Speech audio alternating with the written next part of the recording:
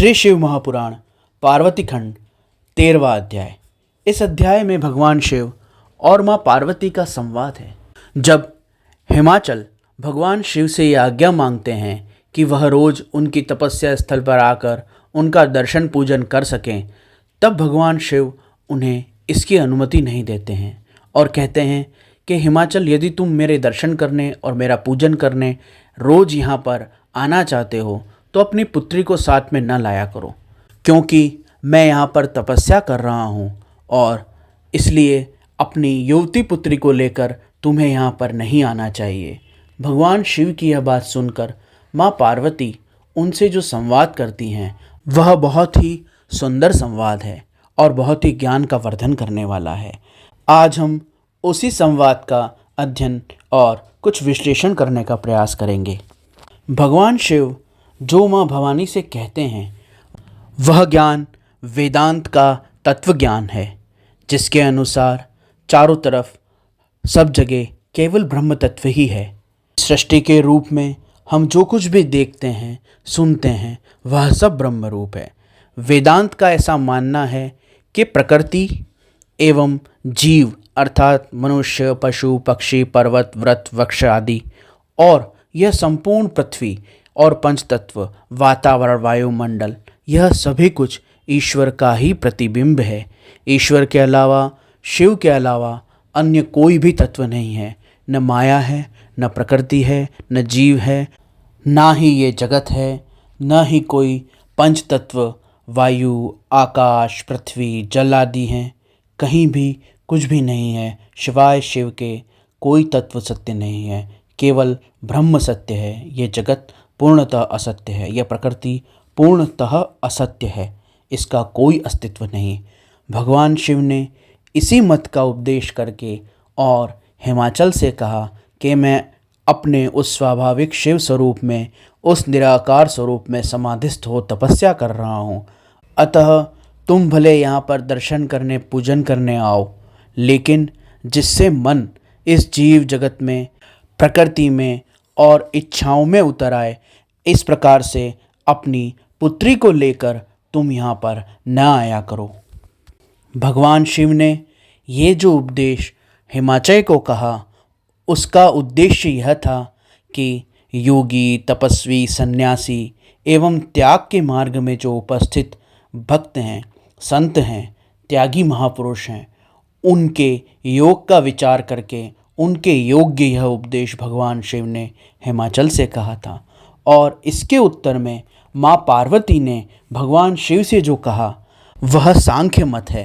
सांख्य मत ये कहता है कि इस संसार में परमात्मा, प्रकृति और जीव, यह तीन तत्व हैं।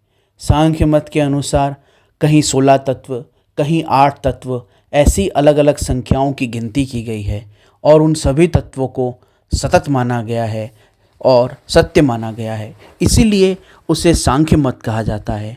जहाँ पर 8 तत्व माने गए हैं वहाँ पर पंच महाभूत और मन, बुद्धि, आत्मा आदि 8 तत्वों को, 8 प्रकृति को महत्वपूर्ण रूप से देखा गया है। वेदांत मत से विपरीत सांख्य मत में प्रकृति को सत्य माना जाता है। उसे भी परमात्मा के साथ ही उत्पन्न हुआ आदि अनादि माना जाता है। उसी को स्वीकार करके माँ भवानी ने कहा कि आप जो कहते हैं कि प्रकृति है ही नहीं, तो फिर आप उससे पार होने के लिए तपस्या क्यों करते हैं? अगर आप उस प्रकृति से बंधे हुए नहीं हैं तो फिर तपस्या करके अपने स्वरूप में जाने का क्या महत्व? यदि आप प्रकृति से परे हैं तो आपको बोलना भी नहीं चाहिए, आपको कुछ करना भी नहीं चाहिए। आप जो भी व्यवहार करते हैं वह सब व्यवहार प्रकृति के आधार से ही होता है, क्योंकि जो अद्वैत परम ब्रह्म शिव तत्व है वह तो निस्पंद, निराकार, अक्रिय, रूप शब्द रहित, परम पावन, चिन्मय है। वहाँ कोई क्रिया नहीं है, वहाँ कोई विकार नहीं है। अतः उससे कोई भी चीज़ सिद्ध नहीं हो सकती। न बातें हो सकती हैं, न श्वास चल सकता है, न जीवन ही रह सकता है। वो विशुद्ध व्यापक बोध स्वरूप है। उसके आधार से तो कोई गति सिद्ध होती ही नहीं है। तो आप बिना प्रकृति के यहाँ उपस्थित कैसे हैं?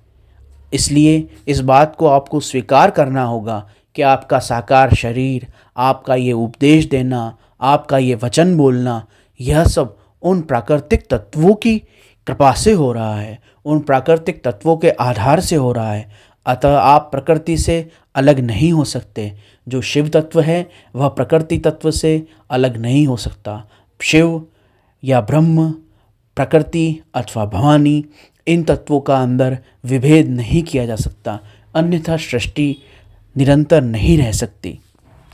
परमात्मा शिव की जो चैतन्य शक्ति है, उसी से जड़ प्रकृति में चेतना का संचार होता है और वो गतिशील होती है। शिव के बिना प्रकृति जड़ है और प्रकृति के बिना शिव गतिशीलता रहित स्थिर शांत निस्पंद तत्व है। ब्रह्म अथवा परमात्मा अथवा शिव निराकार व्यापक चिन्मय स्वरूप है, जिसे प्रकृति का जब आधार मिलता है तो उससे जीवन उत्पन्न होता है। और प्रकृति जड़ निर्जीव चेतन रहित पदार्थों से बने हुए तत्व हैं। अगर उसे शिव का आधार न मिले तो वो भी जड़ रहती है। इस प्रकार से प्रकृति के अंदर जीवन शक्ति और जीवन शक्ति को प्रकृति का आधार आवश्यक है। यह पंच महाभूत जगत की वस्तुएं यह जीवित प्राणियों के लिए आवश्यक हैं, तभी उनका जीवन रह सकता है। और जब जीवन रहेगा, चैतन्यता रहेगी, क्रियाशीलता रहेगी, तभी इन जड़ तत्वों के अंदर निरंतर परिवर्तन और गति बनी रहेगी। बिना चैतन्य शक्ति के ये जड़ चीज़ें भी नष्ट हो जाएंगी और बिना इन जड़ वस्तुओं के चैतन्य का भी स्थिर रहना संभव नहीं। अतः चेतना शक्ति अर्थात शिवत्व अर्थात ब्रह्म तत्व और प्रकृति के ये तत्व एक दूसरे के संपूरक और एक दूसरे से बंधे हुए हैं। अतः इन्हें भिन्न रूप देखना यह अज्ञान ही है। इस प्रकार शिवा और भगवान शिव का यह संवाद जहाँ पे पूर्ण होता है, वहाँ सांख्य और वेदांत के अंदर समन्वय स्थापित होता है। वेदांत का मूल विचार है अद्वैत तत्व, और माँ भवानी ने यहाँ पर जो सांख्य मत द्वारा अपना उपदेश प्रस्तुत किया, उससे भी यही सिद्ध होता है कि प्रकृति और परमात्मा यह अभिन्न है, अद्वैत है। इस प्रकार सांख्य और वेदांत दोनों का मत भिन्न भिन्न है, परंतु जो अभेद तत्व का सिद्धांत है, जो प्रकृति एवं पुरुष में अभेद देखने का मत है, वह दोनों में एक समान रूप से पाया जाता है। और ये अभेद तत्व ऐसा है जहाँ वेदांत और सांख्य समन्वयित होते हैं। भगवान शिव माँ भवानी के इन वचनों को सुनकर और उन्हें वहाँ पूजन करने आने की, दर्शन के लिए आने की अनुमति प्रदान कर देते हैं, क्योंकि भगवान शिव स्वयं भी जानते हैं कि सती ने ही माँ पार्वती के रूप में पुनः अवतार लिया है और इस अवतार का उद्देश्य उनका विवाह और भगवान कार्तिकेय का जन्म और उसके द्वारा तारकासुर का वध आदि प्रयोजन और देव कार्य सिद्ध करना है। अतः वह इस विवाद में ना पड़ते हुए वेदांत और सांख्य के समन्वय के सिद्धांत को स्वीकार कर लेते हैं और माँ पार्वती को अनुमति प्रदान करते हैं कि वो उनके दर्शन के लिए आ सके। परंतु एक त्यागी साधक के दृष्टिकोण से अगर इसे देखा जाए तो माँ भवानी के इन प्रश्नों का उत्तर वेदांत के द्वारा आसानी से प्रदान किया जा सकता है। जब माँ भवानी कहती हैं कि अगर आप प्रकृति से परे हैं तो फिर आप तपस्या किस लिए करते हैं, अगर आप प्रकृति से परे हैं तो फिर आपको उपदेश देने की, बोलने की आवश्यकता क्या है, और आप अगर प्रकृति से परे हैं तो आपका ये शरीर बिना प्राकृतिक तत्वों के आधार के कैसे स्थिर रह सकता है। इन सब का बहुत सरल सा जवाब है जो वेदांत तत्व और वेदांत के शास्त्रों में हमें प्राप्त होता है। वेदांत के अनुसार एवं अद्वैत मत के अनुसार केवल शिव ही सत्य हैं, केवल परमात्मा परब्रह्म ही सत्य हैं। उन्हीं के प्रतिबिंब से माया उत्पन्न होती है, उन्हीं के प्रतिबिंब रूप यह जीव जगत सृष्टि उत्पन्न होती है। अतः भगवान शिव जो वचन बोल रहे हैं वो भी शिव तत्व का ही प्रतिबिंब है। भगवान शिव का जो शरीर है वह भी परमात्मा तत्व का ही प्रतिबिंब है। उनकी संपूर्ण उपदेश और लीलाएं परमात्मा शिव तत्व का ही प्रतिबिंब है। प्रकृति उनके आधार से ही गतिशील है, प्रकृति उनके होने से ही सत्तावान है। अगर शिव की सत्ता ना हो तो प्रकृति का अस्तित्व ही नहीं है। अर्थात अगर शक्ति ना हो तो शिव शवरूप है, परंतु अगर शिव ना हो तो प्रकृति जड़ रूप है। चैतन्य तत्व, परमात्म तत्व, आत्मा या जीवन और प्राण ऊर्जा जो हमारी देह में है, जिसको हम जीवनी शक्ति कहते हैं, जिसको हम जीवन कहते हैं, उस शिव तत्व के बिना, उस ब्रह्म तत्व के बिना ये सब कुछ जड़ रूप हो जाएगा। अगर प्रकृति ना हो तो जीवित वस्तुएं मृत हो जाएंगी, शव रूप हो जाएंगी। लेकिन अगर चैतन्य की सत्ता ना हो, वृक्षों में जीव ना हो, मनुष्यों में, पशुओं में जीवन ना हो, तो सब जगह जैसे मंगल, बुध आदि ग्रहों पे जीवन रहित प्रकृति है, वैसा ही अस्तित्व मात्र रह जाएगा। अतः शिवा के बिना शिव केवल शव रूप होंगे, परंतु निराकार रूप से, व्यापक रूप से, सत्ता और अस्तित्व के रूप में उनका प्रभाव और उनका स्वरूप निर्विकार रूप से, निराकार रूप से आकाश की तरह सर्वव्याप्त होकर बना रहेगा। लेकिन अगर हम शिव तत्व का अस्तित्व ना माने, अगर हम ब्रह्म तत्व से अलग करके केवल प्रकृति को देखना चाहें, तो फिर प्रकृति रहेगी नहीं, चारों तरफ ब्रह्मांड की शून्यता व्याप्त हो जाएगी। शिवा के बिना, शक्ति के बिना केवल जीवित वस्तुओं की मृत्यु होगी।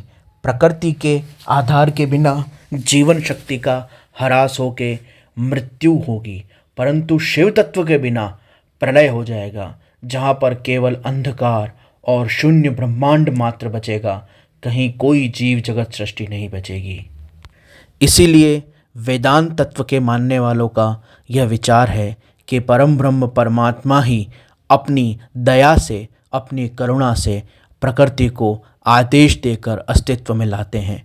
वह परमात्मा ब्रह्म ही आदेश देकर, अनुमति देकर जीव तत्व को अस्तित्व में लाते हैं। अगर उस ब्रह्म तत्व की उपस्थिति ना हो, चैतन्य तत्व की उपस्थिति ना हो, तो यह प्रकृति कोई क्रिया नहीं कर सकती, कोई जीव उत्पन्न नहीं हो सकता, कोई सृष्टि उत्पन्न नहीं हो सकती। और शिव महापुराण की इस कथा में भी हम यही प्रसंग देखते हैं, जहाँ भगवान शिव दया करके, करुणा करके माँ पार्वती को अर्थात प्रकृति को अपनी सेवा की अनुमति प्रदान करते हैं। वास्तविकता में अगर हम दार्शनिक रूप से इस कथा को देखें तो ये कोई स्त्री पुरुष की कथा नहीं है, ये कोई शिव और पार्वती के रूप में किन्हीं दो देवी देवताओं के मिलन और विवाह की कथा नहीं है।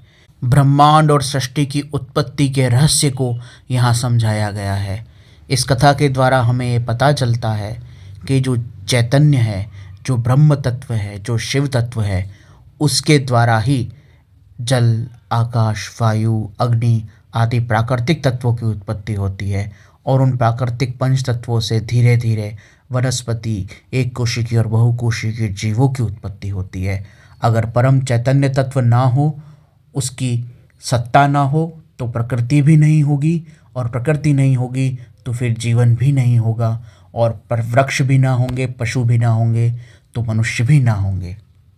इस प्रकार से यह कथा एक उपमा के रूप में शिव और पार्वती के आधार से, स्त्री और पुरुष के आधार से यह समझाने का प्रयत्न है कि किस प्रकार ब्रह्म अर्थात शिव तत्व के आधार से ही, परमात्म तत्व के आधार से ही यह संपूर्ण प्रकृति और उससे फिर जीवों की सृष्टि हुई है।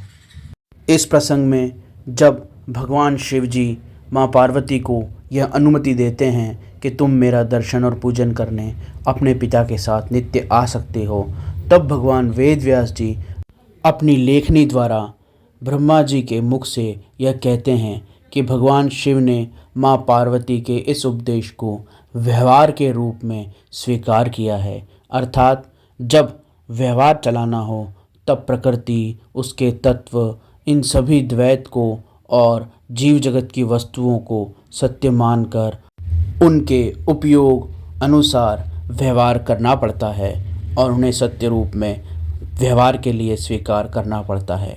परंतु परमार्थिक रूप से केवल ब्रह्म ही सत्य है, केवल शिव ही सत्य हैं। यह जगत और इसके प्रपंच और इसके जंजाल त्रिकाल में कभी उत्पन्न हुए ही नहीं हैं। यह सदा सदा ही असत्य हैं, सदा सदा ही मिथ्या हैं। केवल शिव ही सत्य है, केवल ब्रह्म ही सत्य है। ओम नमः शिवाय।